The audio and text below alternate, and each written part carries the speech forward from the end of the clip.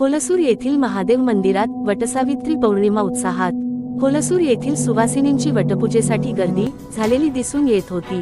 हिंदू संस्कृतीत वटसावित्री व्रताला अनन्यसाधारण महत्त्व प्राप्त आहे।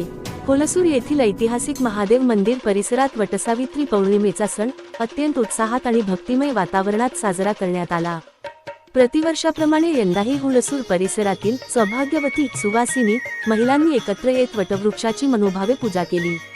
हिंदू संस्कृतीत वटसावित्री व्रताला अनन्यसाधारण महत्त्व आहे। या दिवशी सत्यवान आणि सावित्रीच्या कथेचे स्मरण करत महिला आपल्या पतीच्या दीर्घायुष्यासाठी आणि उत्तम आरोग्यासाठी उपवास ठेवतात। जन्मोजन्मी हाच पती मिळावा आणि पतीला उदंड आयुष्य लाभावे या श्रद्धेने महिलांनी वडाच्या झाडाला सुताचे सूत गुंडाळून प्रदक्षिणा घालत प्रार्थना केली।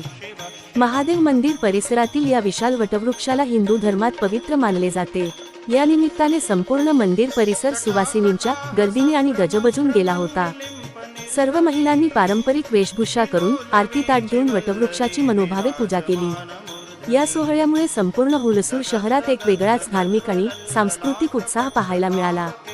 Star Hulsoor news Hulsoor.